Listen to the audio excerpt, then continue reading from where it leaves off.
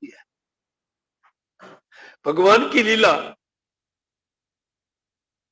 सामान्य व्यक्ति जब श्रवण करता है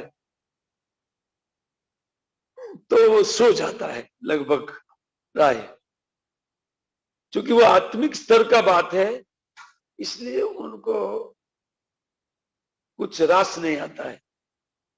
कुछ शरीर के विषय में या खान पान के विषय में जब कथा होती है तो वो फेस्टिवल करती है उनकी इंद्रियां, और वो सजग होकर के सब सुनते हैं, क्या क्या खाना मिलेगा, क्या क्या पहनना मिलेगा, क्योंकि वो शारीरिक स्तर पर होते हैं, वो व्यक्ति का माइंड शारीरिक स्तर पर होता है, इसलिए वो सो जाते हैं। जिनकी ऐसी पशु बुद्धि होती है ना, लोग सो जाते हैं, आत्मिक बुद्धि नहीं होती है, पाशविक बुद्धि होती है। हाँ, जैसे पशु खान पान करना चाहते हैं और सोना चाहते हैं, आहार निद्रा भय मैथुनम, 4 चीज करना चाहते हैं, तो उन लोग का इसमें कुछ रस नहीं होगा, क्योंकि इन 4 में से कोई काम है नहीं। क्यों व्यक्ति जागे खामखा, और क्यों कथा में आए, धंधे में जाए जहां से वो भोग कमा करके लाए और इन भोगों को खूब भोगे।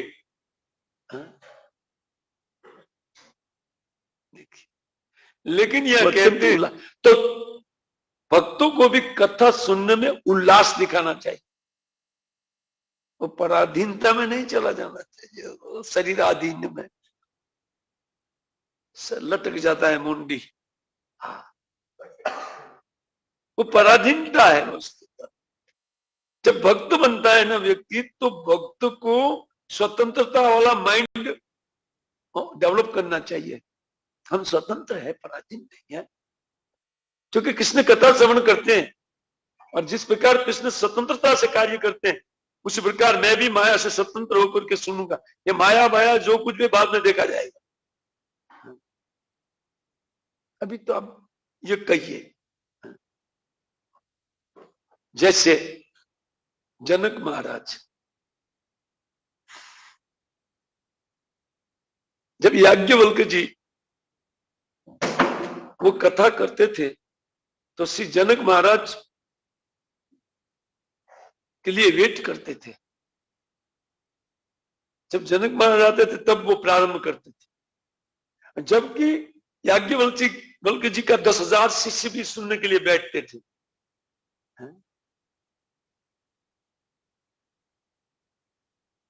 तो एक बार याज्ञवल्क्य जी बैठे और महाराज को कुछ दरबार में लेट हो गया, कुछ सभा में कुछ काम लगा होगा या कुछ भी हो, तो लेट हो गया महाराज जनक, लेट हो गए। तो लेट हो गए तो याज्ञवल्क्य जी बैठे रहे, तो ये ब्रह्मचारी सब काना फूसी करने में, देखो देखा, संसार ऐसा ही है, बड़े लोगों का ही सम्मान होता है, छोटे लोग को कौन पूछते हैं। इससे बड़े लोग आते हैं तब कथा स्टार्ट होती है। अब तो जानकार व्यक्ति वो समझ गए इनके मन में क्या क्या है। तब तक जनक महाराज आ गए। जनक महाराज आकर के बैठे और कथा चालू हुआ है, ओम नमः भगवते वासुदेवाय। वो हंसने लगे सब, देखो देखो महाराज का दिमाग भी देखिए, तो ताड़ लिया याज्ञवल्क्य जी। ठीक है, कथा प्रारंभ हुआ। उनके बाद में याज्ञवल्क्य जी नहीं, इनके बाद में जनकपुर से खबर आई, बोले महाराज आग लग गया है और कंट्रोल बाहर है। वो कान में आकर बोला, बोले चुप भागो। वो उनको हकाल दिया, भागो भागो यहां से। तो वो दोबारा कोई आया, बोलते रानीवास पूरा खाक हो गया है। बोले होने दो, जाओ तुम।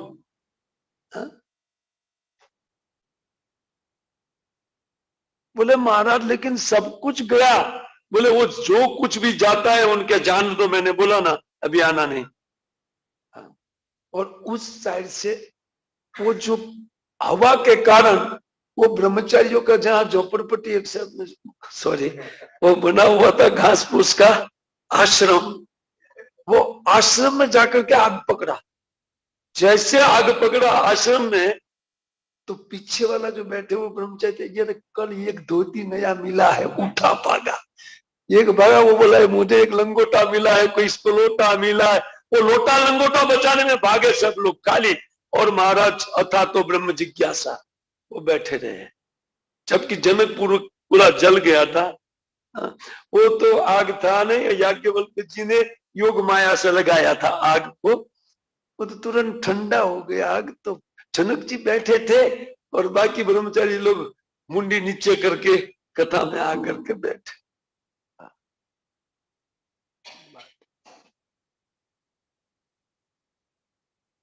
दीक्षा के बाद व्यक्ति को ऐसे कथा श्रवण करनी चाहिए, दूसरे को हतोत्साहित नहीं करना चाहिए कथा में। जब हम कथा में बैठ करके सोते हैं तो वक्ता सबसे पहले हतोत्साहित होता है, उनका उत्साह तो मारा जाता है। बोले यार कहां बैठ गए कथा कर, तो दूसरे को भी लाभ नहीं मिलेगा हमारे कारण। इसलिए नींद आता है उठ करके बाहर जाना चाहिए, बेस्ट खड़ा होकर के सुने, और खड़ा होकर के भी गिरने का चांस रहता है तो बाहर हो जाना चाहिए। ये कथा श्रवण का एक रीति। अगर दीक्षा के बाद भी हम लोग ये कार्य नहीं करते तो दीक्षा लिया क्यों? लाइए, जिन जिन को देना है मैं वापस लेके जाऊंगा, महाराज को पहुंचा दूंगा उनकी दीक्षा उनके पास, है ना। दीक्षा के बाद शिक्षा सीखना है। शिक्षा क्या है? कथा श्रवण का शिक्षा, मंगला आरती का शिक्षा, दूसरे के साथ व्यवहार का शिक्षा। हाँ, ये सब शिक्षा दीक्षा के बाद। हाँ, उसमें कथा श्रवण का ये शिक्षा है कि कभी भी जबकि नहीं लगना चाहिए।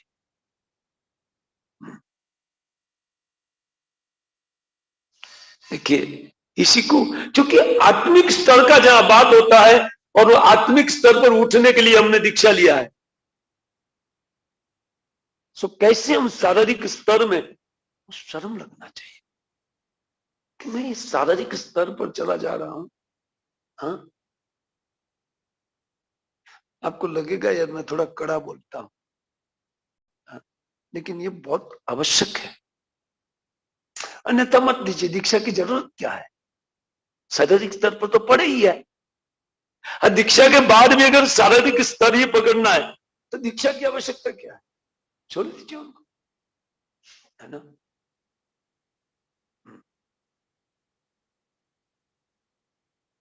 स्वच्छंद स्वाधीनो न तो जीववत कर्माधीन।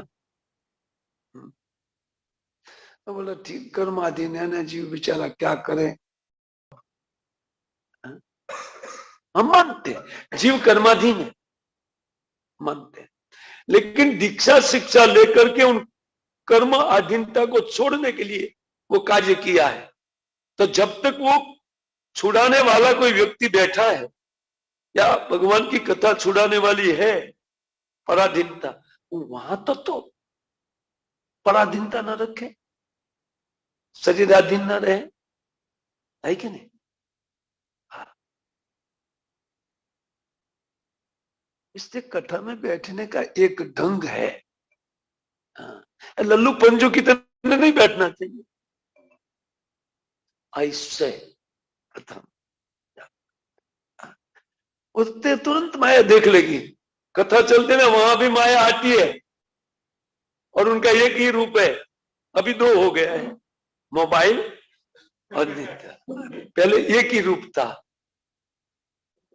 अभी दो रूप हो गया है, अभी तीसरा भी निकलने वाला है, खूब निकलेगा रूप माया का, वो तो निकालती है नया।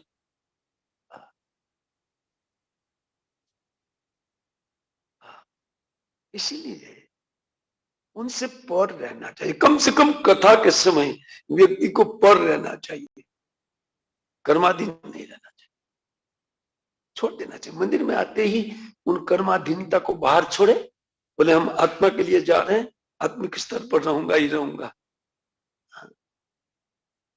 तब जाकर के कथा लगेगी। तो कथा लगने नहीं, होशियार लोग होते हैं कथा लगने ही नहीं देते, या तो मोबाइल खोल के बैठ जाते हैं उनको नहीं लगती है, या तो सो जाते हैं उनको नहीं लगती है।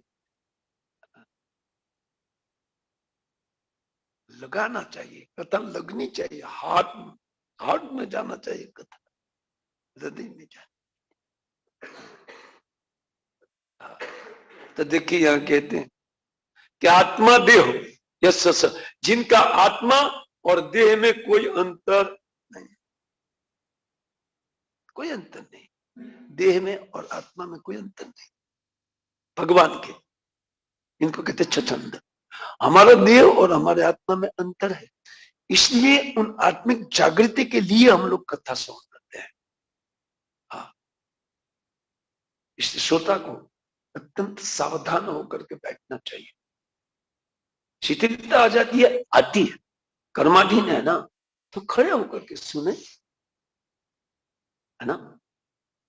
प्रभुपाद जी कई लोगों को खड़ा कर देते थे, अजय सोम खड़ा हो जा, खड़ा हो जा, खड़ा कर देते थे, खड़े खड़े सुनो। हाँ, ये बहुत आवश्यक है।